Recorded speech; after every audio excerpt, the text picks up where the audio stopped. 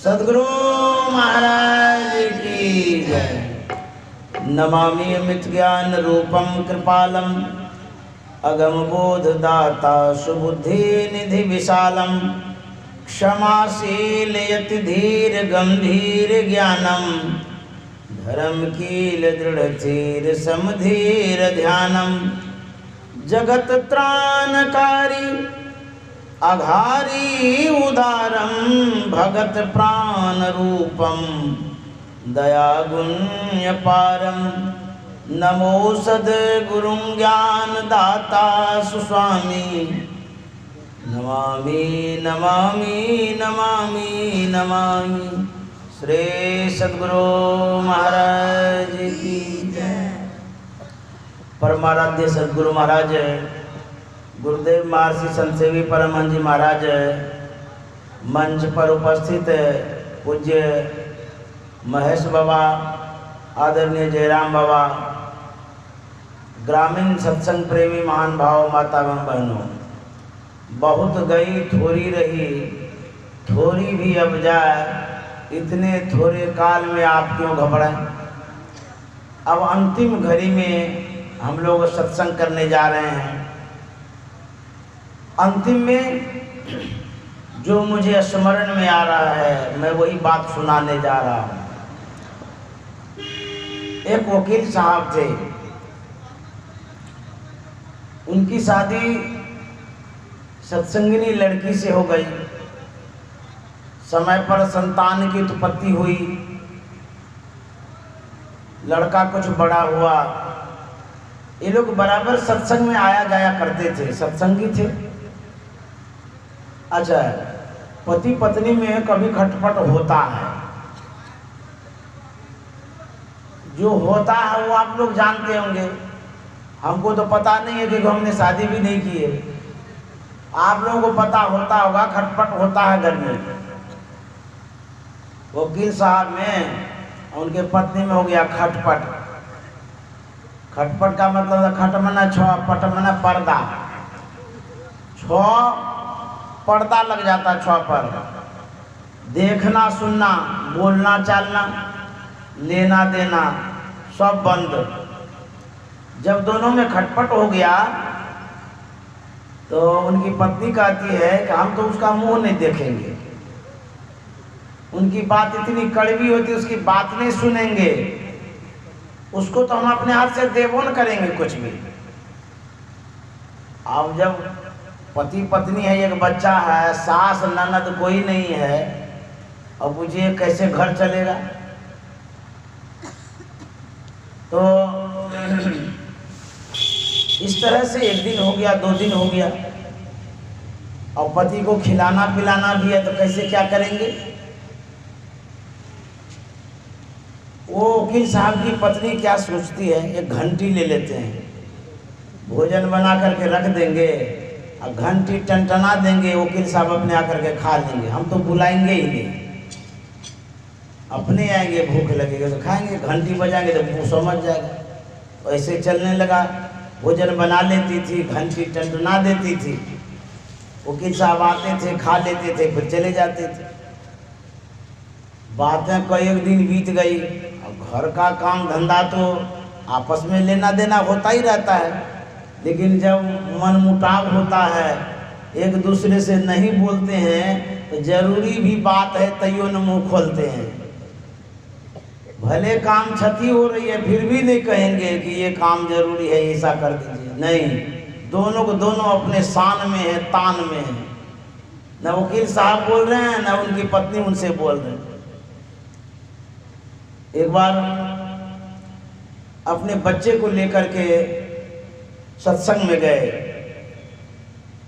सत्संग में महात्मा जी गा रहे थे, घूंघट का पट खोले रे तो को पीव मिलेंगे, घूंघट का पट खोले रे तो को पीव मिलेंगे, पीव मिलेंगे, पीव मिलेंगे, पीव मिलेंगे, घूंघट का पट खोले रे तो को पीव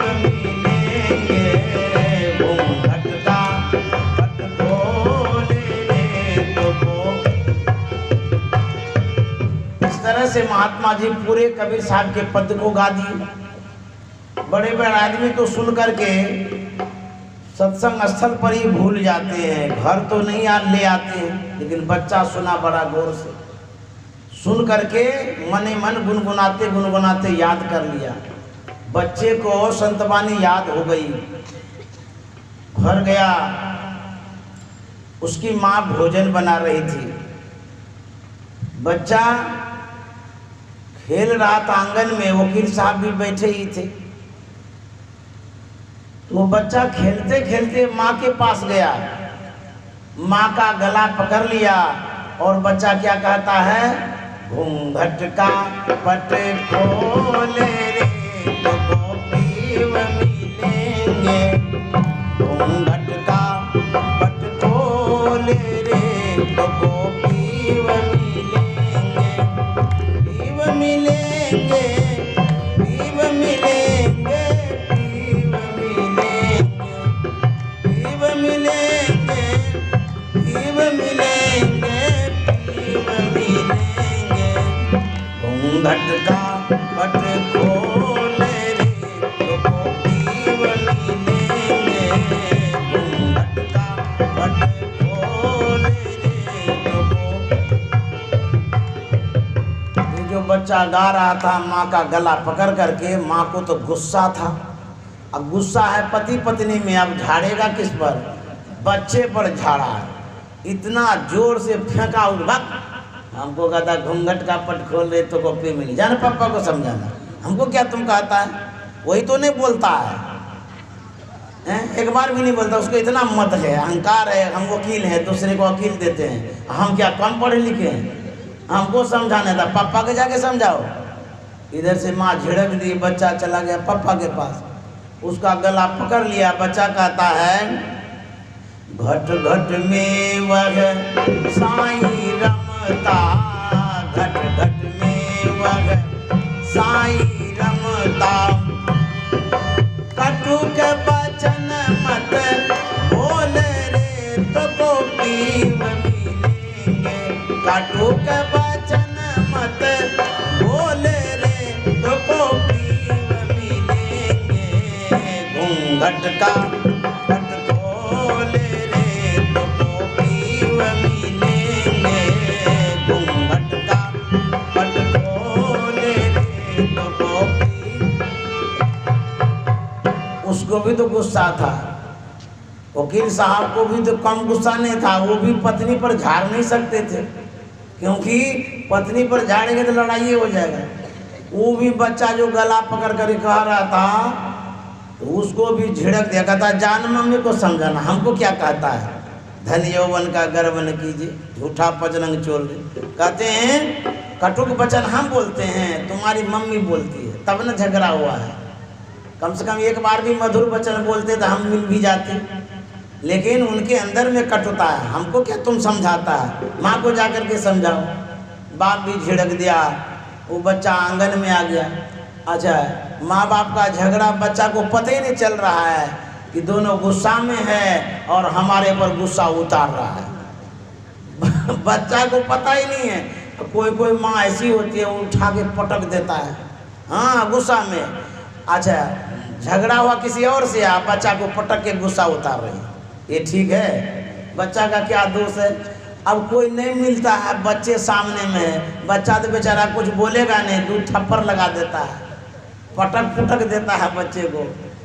अब बच्चा आ गया बीच आंगन में, आंगन में अपने भावों में उगा रहा है, धन यौवन का गर्व न कीजिए, धन यौवन का गर्व न कीजिए, झूठा पंचरंग चोल रे तो गोपीव मिलेंगे, झूठा पंचरंग चोल रे तो गोपीव मिलेंगे, घट का पट खोले रे तो गोपीव मिलेंगे, घट का पट खोले रे तो गोपीव। बच्चा अपने मन से गा रहा था। अब वकील साहब और उनकी पत्नी मने मन सोच रहे थे, ये बच्चा बेचारे का क्या दोष है, हम दोनों मिलकर के बच्चे पर गुस्सा झाड़ते हैं, ये ठीक नहीं है। वकील साहब भी ऐसे हैं, कम से कम एक बार हमको मना तो लेना चाहिए। एक बार ने कुछ बोलते हैं हम तो मान ही जाएंगे, कम से कम एक बार बोले तो सही। वकील साहब सोचते हैं कि हमारी पत्नी भी कैसी है, हठधर्मी है, अरे कम से कम एक बार चल कर के हमसे बोल लेते तो हम भी मिल जाते, लेकिन मिलाने वाला कोई है नहीं, वहाँ वो बच्चा है। मिलाएगा तो कौन मिलेगा, दोनों को मन में है मिलने का, लेकिन मिलाने वाला है ही नहीं। यदि घर में सास और ससुर को नहीं रखिएगा, अब पति पत्नी में खटपट होगा ना, तो मिलाने वाला कोई नहीं मिलेगा, आफत में पड़िएगा। इसलिए सास ससुर को मत भगाइए घर से, उसको रहने दीजिए, ये न वक्त पर मदद करेगा, कभी झगड़ा हुआ तो मिलेबे करेगा। समझे। अब बच्चा जो गा रहा था, ममता भरी दृष्टि से माँ देखने लगी, हाँ बच्चा का कोई दोष नहीं है, हम लोगों की गलती, सत्संगी होकर के इतना अहंकार में पड़े हुए हैं। बच्चे को जो वो देख रही थी, उनके पिता के भी मन में ममता आ गया कि बच्चा कितना अच्छा है, अपने भाव में गा रहा है, हम ही लोग झगड़ा किया। सही में मद है हम लोगों को। दोनों जो एक ही जगह देखे बच्चे को बीच आंगन में, वकील साहब जो उनकी पत्नी की आंखें मिल गई, कहता जब आंखें मिल जाती है तो मोहब्बत हो जाती है। तो दोनों दौड़ करके आए, बच्चे को दोनों उठाए, दोनों गले से गले मिल गए, जो विवाद झगड़ा था सब दूर हो गया। घूंघट का पट खोले रे तो पीव मिलेंगे, घूंघट का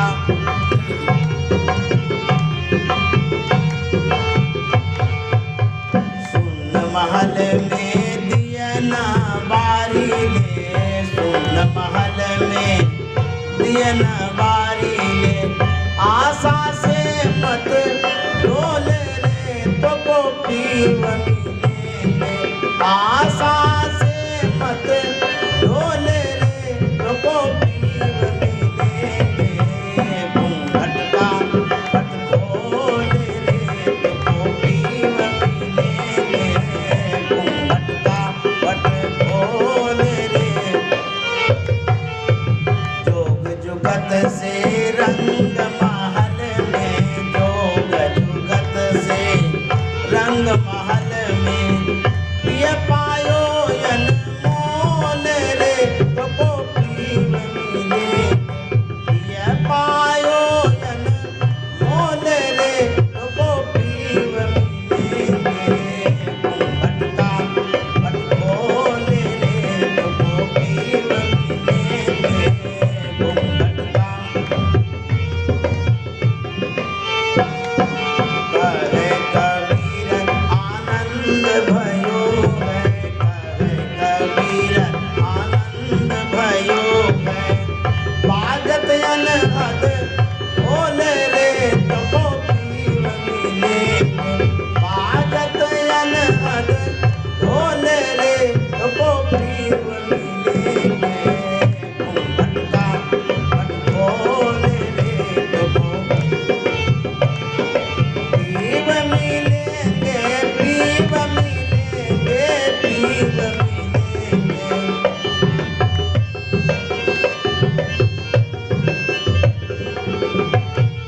घूंघट का पट खोल रे तो पीव मिलेंगे, घूंघट का पट खोल रे तो। आपस में जब विवाद होता है, बहुत देर तक उस विवाद को रहने मत दीजिए, क्योंकि घर का विकास, समाज का विकास रुक जाता है, उसका जल्दी से जल्दी संतारा कर लेना चाहिए। होता है किसी न किसी कारण से घर में, परिवार में, समाज में, कुटुंब में झगड़ा हो जाता है। भगवान कृष्ण ने कहा सबसे पहले कामना उत्पन्न होती है, कामना का तो इच्छा को। बच्चा बूढ़ा कोई भी कुछ चाहता है, चाहे आप कह रहे हैं कुछ, वो मान नहीं रहा है, आपके मनोनुकूल यदि नहीं कर रहा है तो गुस्सा हो जाता है। आप जैसा चाहते हैं वैसा नहीं होता तब गुस्सा होता है। या समाज के लोगों को आप समझा रहे हैं, वो नहीं मानता है, गुस्सा में आकर के मारने लगते हैं, बेवकूफ़ कहीं का, हमारी बात नहीं मानता है। किसी के बातों को कोई जब नहीं मानता है तब होता है गुस्सा। पहले होती चाहना, घर में परिवार में किसी भी तरह की इच्छा होती है, चाहे मेरे मन में हुआ कि रोटी बना दीजिए, भात बना दिया, चाहना थी रोटी की, बना दिया भात, उसमें गुस्सा हो गया। इसमें एक आदमी तिल मिला जाता है, झगड़ा कर लेता है, मारने लग जाता है परिवार को। अब बहुत आदमी बहुत तरह का होता है। एक आदमी था, उसको उनकी पत्नी हलवा बना के दी, समान मात्रा में सब कुछ मिला दिया। उनके पतिदेव खाने लगे और बड़ाई भी करने लगे, वाह बहुत अच्छा हलवा बना है। अंत में कहता है हलवा तो बढ़िया ही बना लेकिन चीनी कम पड़ा है। एक तो आदमी ऐसे होते हैं, कुछ न कुछ अवगुण निकालवे करेंगे, आदत होती है ऐसी। पत्नी के मन में वो हो सकता है देने में कम हो गया होगा, तो दूसरे दिन फिर बना दिया, चीनी की मात्रा बढ़ा दी, ख्याल से बनाए कि कहीं भूल ना हो। फिर दिया खाने के लिए, खाया तो बोला वाह कल से बहुत अच्छा मीठा हलवा, बहुत अच्छा लग रहा है, लेकिन थोड़ा चीनी कम है। लेकिन गजब कहीं चीनी तो हम बढ़ा दिए, फिर कहते कम हो गया। तीसरे दिन फिर हलवा बनाई, उसमें और चीनी बढ़ा दिया, बढ़ा तो दिया, फिर खाया, कहता आज और दिन से अच्छा है लेकिन चीनी कम है।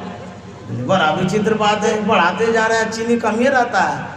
एक दिन क्या करती है, सिर्फ चीनी ही चीनी रखती है, घोल बना दिया बढ़िया से, घोल बना करके उसको दे दिया, बोला कि आज जो बनाए हैं सब दिन से अच्छा है लेकिन चीनी थोड़ा कम है। बोले का अब क्या चीनी मिलेगा, तो चीनी का है। ऐसे सब अवगुण निकालने वाले आदमी होते हैं। अब नमक ठीके है, देखा नमक कम दिए हैं, होश नहीं रहता है, कहाँ ख्याल रहता है। अब थोड़ा नमक कम हो ही गया तो क्या हो गया, स्वास्थ्य के लिए भी तो बढ़िया है, लेकिन नहीं, विवाद कर लेता है। गुरु महाराज भोजन बनाए थे बाबा देवी साहब के लिए, भोजन जो बनाए, दाल भात बनाए थे, अपने से बनाए थे गुरु महाराज। भूल हो गई, दाल में नमक पड़ गया डबल, बाबा देवी साहब को खाने दिए। बाबा देवी साहब खा रहे हैं और गुरु महाराज का बड़ाई कर रहे हैं, लाला आज जो तुमने भोजन बनाया बहुत अच्छा बनाया है। तो गुरु महाराज बड़े खुश हो गए कि बड़ाई कर रहे हैं, अच्छा भोजन बनाया है तुमने। बाबा देवी साहब तो खा ही लिए। जब गुरु महाराज खाए, दाल जब लगा तीखा, पता रे राम ये तो तीखा है। बाबा देवी साहब बड़ाई कर रहे थे। उस दिन ऐसा गुरु महाराज को सबक मिला, वो जीवन भर सावधानी बरतने लगे भोजन बनाने। उसी तरह इस तरह से भी शिक्षा दी जाती है, ये नहीं कि लपड़ थप्पड़ चला दो। अरे शिक्षा दीजिए बुद्धि से, विवेक से। जानते हैं तमाचा वही उठाता है जिनकी बुद्धि कम होती है, समझ गए। कमजोर आदमी ही लाठी डंडा तमाचा उठाता है, जो मजबूत आदमी होता है बुद्धि विवेक से काम लेता है। गुरु महाराज के पास एक आदमी आया था, वो आदमी गुरु महाराज को प्रणाम तो किया, जैसे तैसे प्रणाम कर लिया, पता नहीं कैसे किया, गुरु महाराज गुस्सा गए, बहुत जोर से गुस्साए। वो व्यक्ति पास में खड़ा खड़ा सोचने लगा, इतने बड़े संत हैं और इतना गुस्सा, जैसे सर्वसाधारण आदमी गुस्साते हैं वैसे गुस्सा गए। मन की जाने सबे गुरु कहाँ छिपा बंद, गुरु महाराज जान गए। गुरु महाराज कहते हैं सुनो, तुम क्या कह रहे हो मने मन। हम लोगों को गुस्सा होता है, हम लोगों का जो गुस्सा है वो नाथा हुआ बैल के समान है, जहाँ तक जाना चाहिए वहीं तक जाने देते हैं फिर खींच लेते हैं। और तुम लोगों का जो गुस्सा है छुट्टा बैल के समान है, जहाँ नहीं जाना चाहिए वहाँ तक पहुँचा देता है। गुस्सा पर काबू संत को होता है, हम लोगों के पास नहीं होता है। गुस्सा के कारण घर बेघर हो जाता है, बच्चा गुस्साता है, बूढ़ा गुस्साता है। गुस्सा बहुत खतरनाक चीज़ है। हम लोग दाल खाते हैं, भात खाते हैं, सब्जी खाते हैं। जानवर का भोजन है घास भूसा चारा। गुस्सा का क्या भोजन है जानते हैं? गुस्सा बुद्धि को खाता है। अब बुझिए, जिस बुद्धि से आप मानव कहलाते हैं वही खा जाता है गुस्सा, क्रोध। क्रोध आपके बुद्धि को जब खा जाता है तो बुद्धि हो जाती है अबोध। तब जो नहीं काम करने का सो कर देते हैं। इसीलिए गुस्सा नहीं करना चाहिए। गुस्सा से क्षति कितनी होती है? बहुत हानि होती है। एक बार कुप्पा घाट में गुरुदेव के पास नाथनगर की एक महिला आई अपने लड़के को लेके। वो लड़का 10-12 साल का होगा। वो अपने बच्चे की शिकायत महर्षि संत सेवी जी महाराज से करती है। कहते हैं बाबा ये बच्चा देखते हैं मेरा बेटा इतना गुस्सेल है, टीवी के पास खाना मांगता है कि यहाँ टीवी भी देखेंगे, खाना यही दो। यदि नहीं देते हैं टीवी फोड़ देता है, बर्तन बासन पटक देता है। इतना गुस्सा भी है, कितना ये क्षति कर देता है। अभी इतना गुस्सा है, बड़ा होके क्या करेगा? गुरुदेव उनको अपने पास बुलाए और उनसे कहते हैं तुम दूध पिए हो? बोले हाँ बराबर पीता हूँ। बोले मान लिया जाए 1 गिलास दूध है, उसको कढ़ाई में दे करके उबालो। खूब उटाने के बाद जब दूध शांत हो जाए फिर उसको गिलास में डालो। जितना दूध तुम कढ़ाई में दिया था क्या उतना ही दूध रहेगा कि कम भी होगा? वो लड़का कहता है कम हो जाएगा। बोले क्यों? बोले इसलिए कम हो जाएगा कि जो औंटे थे भाप से पानी उड़ गया, इसीलिए कम हो गया। गुरुदेव ने कहा कि ठीक उसी तरह से जो गुस्सा करते हैं, क्रोध करते हैं, क्रोध एक अग्नि है। वह क्या करता है? आपके खून और पानी को जला देता है। गुस्सा में देखिएगा कभी कभी आदमी लथपथ हो जाता है, पसीना से वीकनेस हो जाती है, कमजोरी हो जाती है, कितना आदमी गिर जाता है। गुस्सा में खून जल जाता है। और क्या होता है? एक अग्नि है गुस्सा। जैसे आग में अंगुली देते हैं जल जाते हैं ना, उसी तरह से शरीर में गुस्सा जब उत्पन्न होता है, क्रोध वो आग उत्पन्न करता है। शरीर छुबिएगा ना गुस्सा वाले आदमी गर्म लगेगा, ऊपर से गर्म लगता है। तो जहाँ भीतर में मशीन है वहाँ कितना गर्म होगा? वहाँ तो बहुत गर्म होगा। वो गुस्सा क्या करता है? हमारे ज्ञान तंतु को प्रभावित करता है। जो नसें हैं, नाड़ियाँ हैं भीतर में, जिसमें ब्लड सर्कुलेशन होता, दौरा होता, मस्तिष्क में नस नाड़ी है, उसको प्रभावित करता है। जैसे बिजली का तार है, आग के पास दीजिएगा तो पिघलता है ना, ठीक उसी तरह से नस नाड़ी चिपक जाती है गर्मी से। क्रोध होने से हमारा ज्ञान तंतु प्रभावित होता है। कि खोपड़ी में कितना तार है नस का, जानते कितना? जैसे जाल नहीं होता महीन जाल, उसी तरह का जाल बिछा हुआ इस मस्तिष्क में पूरा, और उसी में ज्ञान सब है, बुद्धि विवेक सब उसी में दौड़ता रहता है। जैसे चिप में नहीं रहता है भजन और प्रवचन सब, उसी तरह से उस ज्ञान तंतु में ज्ञान सब भरा रहता है। जब क्रोध करते हैं तो वो क्या होता है? वो चिपकता है, प्रभावित होता है। जब चिपकता है तो ब्लड सर्कुलेशन कम होता है, तो बीपी की बीमारी होती है, हार्ट की बीमारी होती है, शुगर की बीमारी होती है। गुस्सा करने से बहुत हानि होती है, इसीलिए गुस्सा नहीं करना चाहिए। और जब गुस्सा आता है उस समय जिसको गुस्सा आता है ना, उसके लिए फ्रिज से 1 गिलास पानी ले आइए और उसके मुंह में डाल दीजिए, पिला दीजिए उसको, अपने शांत होगा। लेकिन पिएगा नहीं, फेंकिए देगा पानी को। आप देने जाइएगा फेंक देगा ऐसे उठा के, पिएगा नहीं, इतना गुस्सा होता है। गुस्सा में बहुत क्षति होती है। एक जगह पेपर में पढ़ा था मैंने, किसी के घर में मुर्गी गई और धान खाने लगी। धान खा रही थी, देख लिया घर वाला कि धान मुर्गी खा रही, गया झगड़ा करने के लिए, ए मुर्गी, तुम्हारी मुर्गी धान खा रही है। ऐसा झगड़ा वैसा झगड़ा, गुस्सा बहुत उठ गया। गुस्सा में बुद्धि खराब हो जाती है। वो ऐसा मारा उसको, ऐसा मारा वो आदमी को मार के खत्म कर दिया। एक मजदूर था, आपस में लड़ाई किया खेत में, इतना उसको गुस्सा उठा, कोदाल से गर्दन काट के अलग कर दिया। अब बुझिए तो क्रोध क्या करता है। क्रोध में व्यक्ति अबोध हो जाता है। भगवान बुद्ध बैठे हुए थे, एक व्यक्ति आता है, भगवान बुद्ध को अनर्गल बातें कहने लगता है। भगवान बुद्ध कहता आओ मित्र। वो कहता कौन है तुम्हारा मित्र? हम मित्र उत्र नहीं है, साधु बन गया, महात्मा बन गया है, ऐसे बोलने लगे वो। देखिए, विवाद तब बढ़ता है जब दोनों तरफ से बात बढ़ती है। यदि एक आदमी चुप हो जाएगा तो विवाद नहीं बढ़ेगा। और झगड़ा में क्या होता है, जो आदमी चुप रहता है, अब बोलने वाला आदमी कहता है मुंह में पानी नहीं है, बोलता क्यों नहीं, क्या हो गया, बोलो, उकसाता है बोलने के लिए। और जब वो बोलता है तो फिर झगड़ा होता है। नहीं बोलता है तो कहता बोलता काहे नहीं, और जब बोलता है तो फिर मारपीट होता है। ले, ऐसे होता है झगड़ा में। आप परहेज ले लेते हैं, चुप हो जाते हैं, वो कहता है बोलता काहे नहीं, तुम्हारी गलती इसलिए नहीं बोलता है। अब ले, अब जब बोल रहा है तो फिर झगड़ा पड़ता है। भगवान बुद्ध चुपचाप बैठे, कुछ नहीं बोले। देखिए, गुस्सा में आदमी है, क्या बोलेंगे इसको। अकेले बोलते बोलते वो थक गया। जब थक गया वो आदमी, तब भगवान बुद्ध ने कहा कि मित्र ये बतलाओ, यदि कोई तुम्हारे पास संदेशा लेके आया हो, तुमको पसंद नहीं हो तो किनका होगा? गुस्सा में तो था ही, कहता किनका होगा? जो लाया उनका होगा।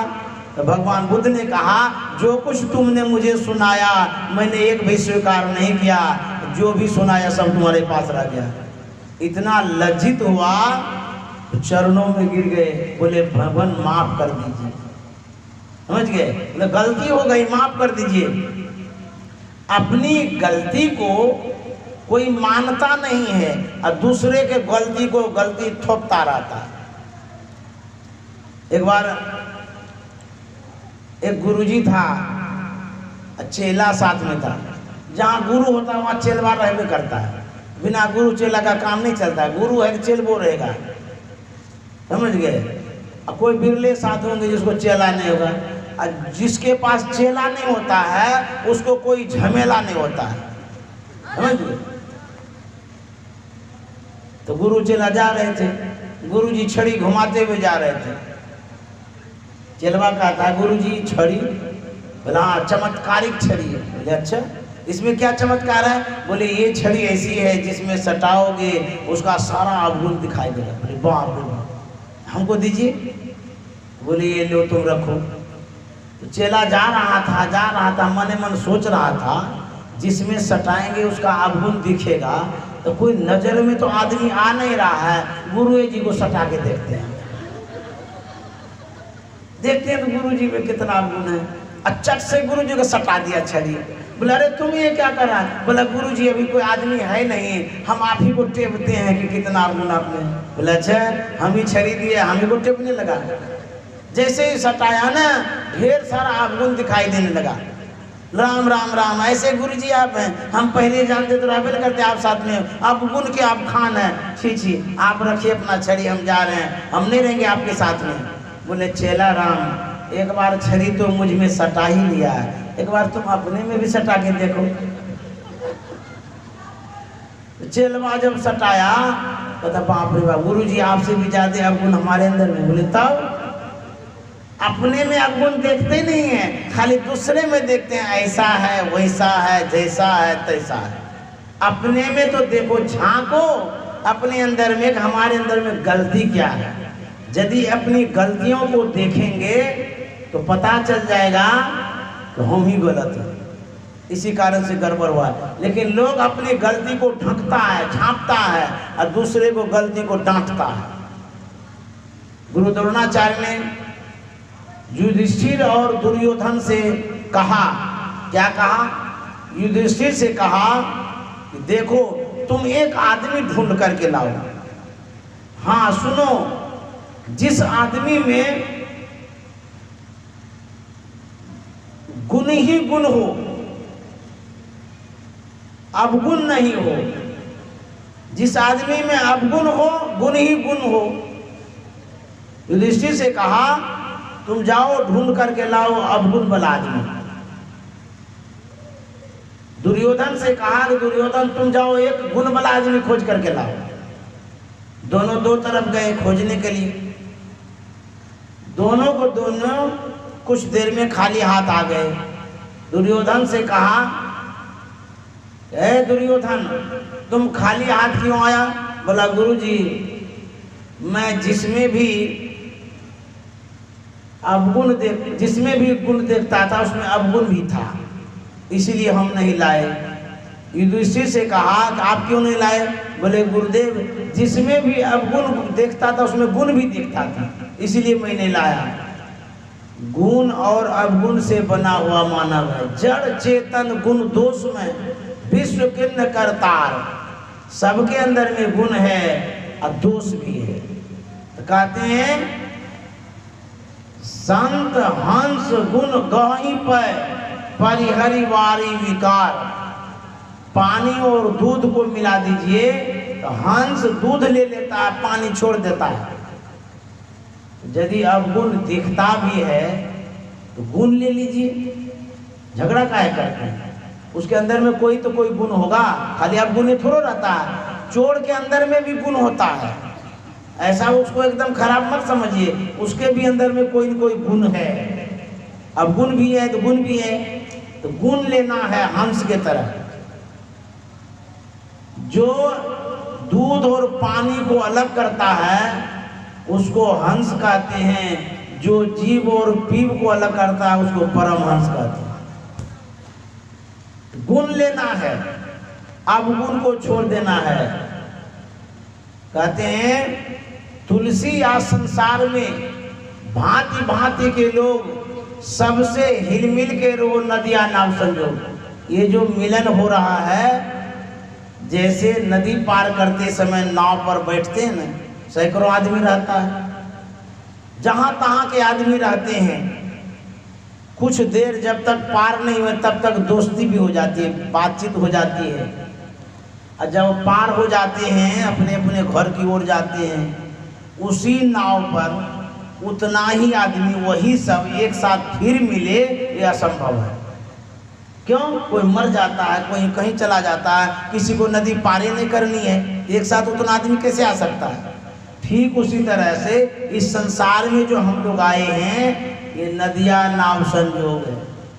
जो मिलन कर रहे हैं मिल लीजिए, फिर मिलन नहीं होगा। जो बिछुड़ जाएंगे फिर वो दोबारा नहीं आएगा। इसीलिए कहता प्रेम से मेल से रहो, प्रेम से रहो। थोड़े दिन की तो जिंदगी है, उसके बाद मर जाएंगे, चले जाएंगे। यदि अच्छे ढंग से रहेंगे नाम लेगा, गुणगान गाएगा। बुरा करके जाएंगे तो बदनामी होगी, लोग भी कहेगा फलाना आदमी बड़ा खाचर था, बहुत बदमाश था, लड़ता झगड़ता रहता था। इसलिए कहते हैं गुरु महाराज ने कहा प्रेम से रहो। प्रेम से जिंदगी रहेंगे तब क्या होगा? कहता प्रेम से रहने में बल बढ़ता है। एक महात्मा था, अपने बहुत सारे शिष्यों को बुलाया, सबको बोला एक एक संठी ले आओ।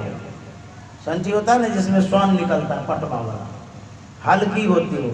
सबको बोला एक एक संठी ले आओ। सब ले आया। बोला एकत्रित कर दो, सबको एकत्रित कर दिया, जमा कर दिया, तो इतना हो गया।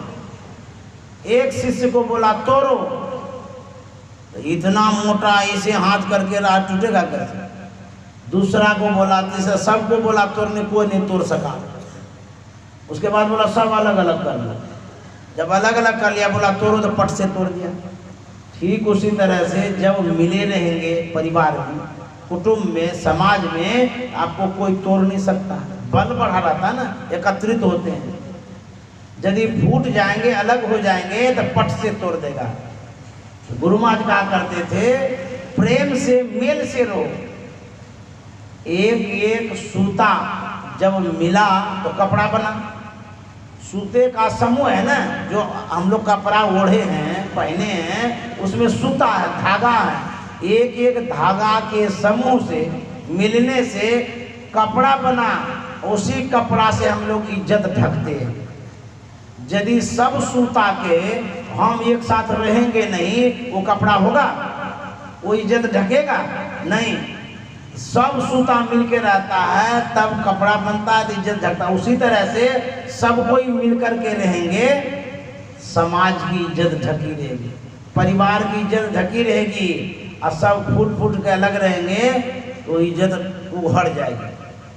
घर में 5 परिवार होता है, जब खटपट होता है वो जाता है दूसरे के पास कहने के लिए, शिकायत करने कि हमारे घर में बहू ऐसी है, बेटी ऐसी है, सासू ऐसी है, ससुर ऐसे है। अपने घर की बात है, अब बाहर में जाके लोगों को कहते हैं। एक बात याद रखिए, गांठ बांध के, रहीमन निजमन की व्यथा मन ही राखो गोय, आ सुनी अठ लई हैं लोग सब, अब बांटिन लई हैं कोई। आपकी जो शिकायत वाली बात है, लोग समझौता नहीं करेगा बल्कि इठलाएगा, इतराएगा और आग लगाएगा। कहेगा घर में ऐसा हो रहा है, अरे तुम्हारी सासू ठीक नहीं है, कहेगा तुम्हारी बहू ठीक नहीं है, तुमको इतना दुख देता, ये अच्छी बात नहीं है, और चढ़ा देगा उसको, आग लगा देगा, संतारा नहीं करेगा। यदि कोई तरह का बात हो, खटपट हो जाए, आपस में मिलजुल करके बैठ करके संतारा कर लीजिए, रार नहीं ठानिए। ये नहीं कि हम मानवे नहीं करेंगे, ऐसा नहीं करिए, जीना तब दूभर हो जाएगा। एक चीन का महात्मा था, बूढ़ा गया था, वो लेट गया, अपने शिष्यों को बुलाया, मुंह खोल दिया, बोला देखो मुंह में।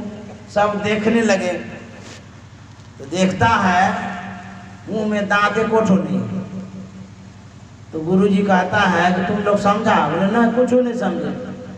बोले पहले जीभ की दांत, तो सब चलवा बोलता पहले जीभ तब दांत। बोले अब समझ गया? बोले ना अभी भी नहीं समझे। बोले जो कड़ा सो झड़ा, दांत कड़ा था ना, झड़ गया वो, और जीभ बेचारी मुलायम थी तो रही।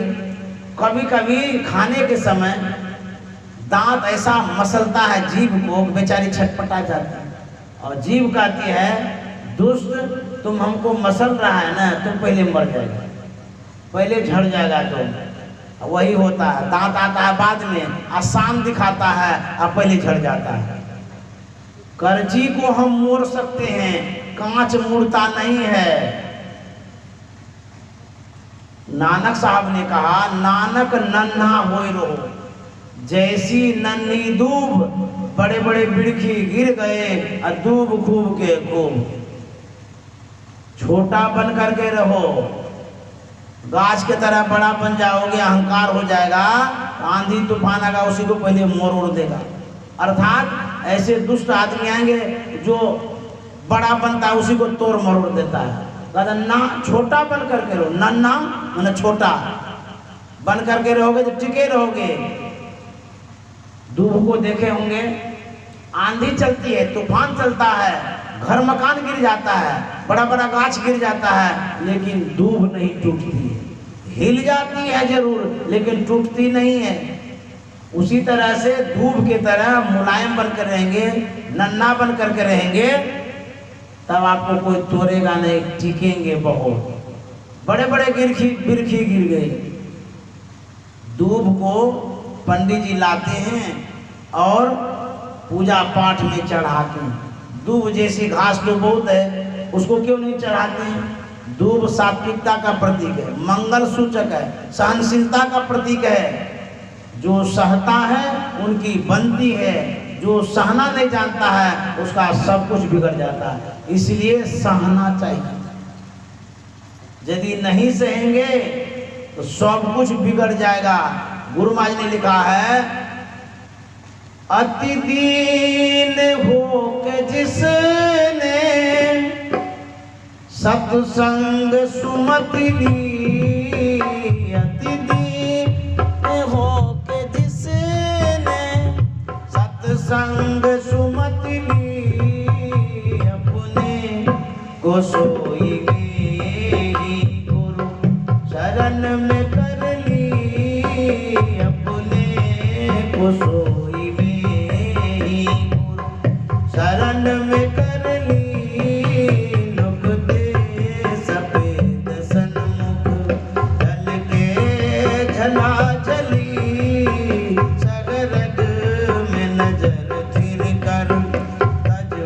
की चंचली सफेद सनक। कबीर साहब कहते हैं, अरे मन धीरज काहे न धरे, अरे मन धीरज काहे न धरे, अरे मन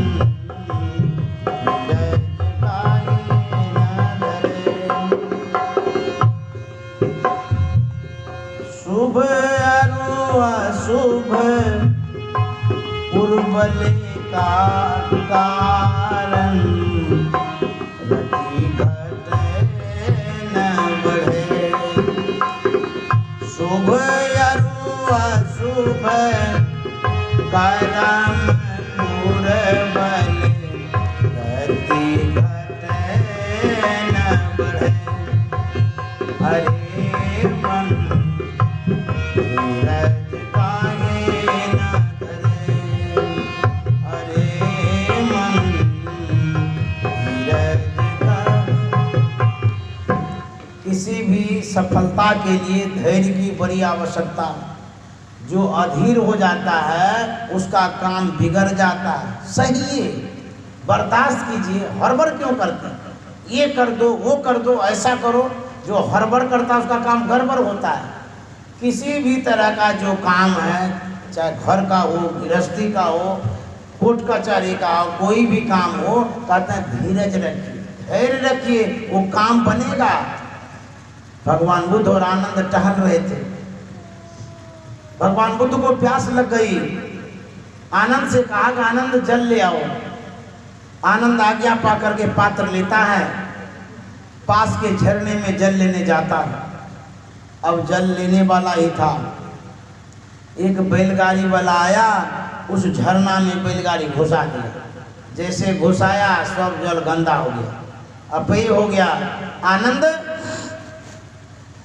भगवान बुद्ध के पास आता है और कहता है, भगवान जिस झरने से जल लेने के लिए गया था वो तो गंदला हो गया है बैलगाड़ी के घुसने से। आपकी आज्ञा हो तो दूसरी जगह से ले आऊं। भगवान बुद्ध ने कहा नहीं, उसी में जाओ। फिर आनंद गया, जल शुद्ध नहीं हुआ था। फिर आया लौट के, बोला अभी शुद्ध नहीं हुआ है, दूसरे से ले आओ। बोले नहीं, उसमें जाओ। फिर वहां गया, फिर भी शुद्ध नहीं हुआ था। बोला फिर जाओ। फिर गया तो उसके बाद शुद्ध हो गया था, जल लेकर गया। भगवान बुद्ध को दिया, जलपान किए। उसके बाद भगवान बुद्ध ने कहा, आनंद जिस तरह से उस झरने का जल बैलगाड़ी के घुसने से गंदा हो गया, पई हो गया, धीरे धीरे वो शांत हुआ। ठीक उसी तरह से मानव के मन में विकार रूपी बैलगाड़ी घुसते ही रहता है। इसका मतलब पलायन कर जाए, हम छोड़ दें? नहीं, धैर्य रखो।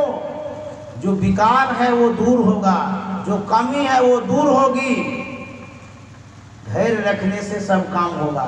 सूरदास जी महाराज ने लिखा है कि ताते से दुराई, संपत्ति विपत्ति, विपत्ति सो संपत्ति, दे धरे कर यह सुभाई, ताते से दुराई। कहते हैं सुख है तो दुख होगा, दुख है तो सुख आएगा।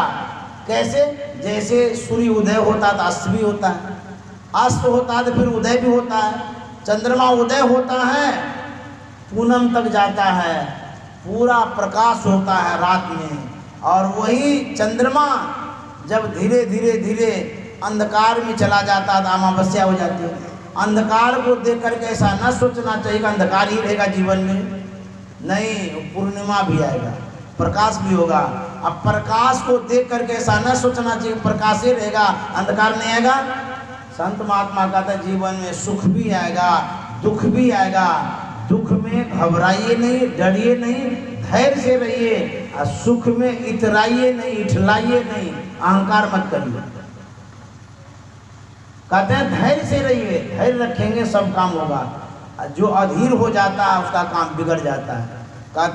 कबीर साहब कहते हैं होनहार होवे पुनि सोई, चिंता काहे करे।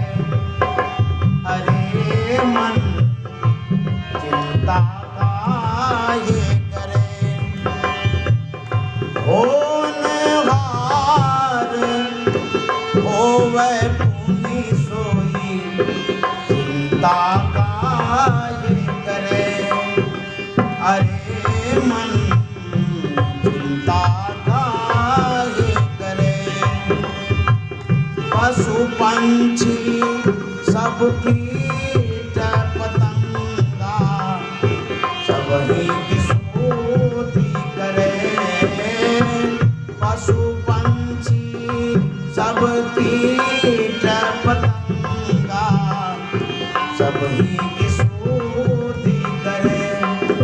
अरे मन धीरज काहे न धरे, अरे मन धीरज। अंतिम शब्दों में कहते हुए जा रहा हूँ, कबीर साहब कह रहे हैं अरे मन धीरज काहे न धरे। होनहार होवे पुनि सोई, चिंता काहे करें। जो होने वाला है होवे करेगा, चिंता मत करिए। पुरुषार्थ करिए, कर्म करिए, मेहनत करिए, पसीने की कमाई खाइए, और जो सुख दुख होता है सहिए, वो बदल जाएगा। जब भगवान पशु पक्षी कीट पतंगे की व्यवस्था करते हैं तो हमारे लिए व्यवस्था नहीं करेंगे, जरूर भगवान करेंगे, लेकिन धैर्य रखने की बात है। अब धैर्य कितना रखेंगे, 9:34 हो गया। अब तो अधीर होना ही होना, क्योंकि भोजन पानी भी तो है। कितना धैर्य रखेंगे रात भी तो अधिक हो गई। धीरज सीमा से बाहर तो नहीं रखेंगे, तो आओ समाप्त कर देते हैं, है ना। और जो बात संत मत की है, एक ही बात से जीवन बदल जाता है। इतना बात कहे, जो बात याद रखना होगा रखिएगा, नहीं रखना होगा फेंक दीजिएगा। कोई काम का होगा तो रखिएगा, नहीं काम का होगा तो कोई बात नहीं है। तो ढेरी बात कहा गया है, इसमें से जो याद होगा रखिएगा। गुरु महाराज ने कहा है रोज सत्संग करिए, ध्यान करिए। सत्संग ध्यान करेंगे तो संसार भी बढ़िया से चलेगा और मरने के समय सद्गति होगी। निम्न योनि में नहीं जाएंगे, कष्ट नहीं होगा। जो सर्वसाधारण को कष्ट होता वो नहीं होगा। इसलिए सत्संग और ध्यान को छोड़िए नहीं, इसको पकड़े रहिए। जो संसार का काम है वो तो करना ही है, जीवन के लिए, भरण पोषण के लिए तो करना ही है, वो भी करते रहिए। और साथ साथ ये जो अपना निज जीवन का काम सत्संग ध्यान है, इसको भी करते रहिए। मैं बहुत प्रसन्न हूँ आप लोगों की व्यवस्था से, आप लोगों की उपस्थिति से, आप लोगों की श्रद्धा और भक्ति से, आप लोगों के विश्वास से। आप लोगों ने इतना सम्मान दिया, इतना समय दिया, बहुत बहुत धन्यवाद आप लोगों को। आप लोग इतने अच्छे सत्संगी हैं, गुरु महाराज के ज्ञान को इतना पकड़े हुए हैं, घर बार परिवार छोड़ करके इस सत्संग में लगे हैं और सुन रहे हैं, सुनते हैं। प्रत्येक वर्ष आप लोग कराते हैं सत्संग, ऐसा सुनने को मिला है। ये बहुत बड़ा पुण्य का काम, धर्म का काम कर रहे हैं आप लोग। यही धर्मो रक्षित रक्षित है। धर्म की रक्षा आप करते हैं, धर्म आपकी रक्षा करेगा। इसमें आप सबका भला होगा। जिसने तन लगाया, जिसने धन लगाया, जिसने वचन लगाया, जिसने मन लगाया, सब धन्यवाद के पात्र हैं। जो कोई सुनने के लिए आए वो भी धन्यवाद के पात्र हैं। तो आप लोग बहुत अच्छा करते हैं। ये ज्ञान की चर्चा है, ये ज्ञान यज्ञ है। लाख रुपया लोग खर्चा कर देता है पूजा पाठ में, लेकिन कोई ज्ञान नहीं होता उसमें। इसमें ज्ञान ही ज्ञान है, सूझबूझ है इसमें। ये ज्ञान का यज्ञ जिसने कराया है, बहुत बहुत धन्यवाद की बात है, पात्र हैं। और सुनते हैं सभी ग्रामवासी मिलकर के किए। यहाँ के ग्रामवासियों का बड़ा उदार हृदय है, बड़े अच्छे विचार के व्यक्ति हैं, जिन्होंने मिलकर के सत्संग किया। बहुत बहुत धन्यवाद। इस साल में हम लोग आपस में मिले, चर्चा किए, गुरु महाराज की बातों को रखे। कभी कभार कहने में कुछ भूल भरम हो गई होगी, क्षमा चाहते हैं। मैं माताओं को, बहनों को, सबको हृदय से प्रणाम करता हूँ और सबकी शुभकामना भी चाहता हूँ। और हमारे तो सब ये सब परिवार ही हैं, सब जगह जाना है, इसलिए मैं कल आपके बीच से दूसरे जगह चला जाऊंगा। फिर गुरु की कृपा होगी, आपका दर्शन करने आऊँगा। श्री सद्गुरु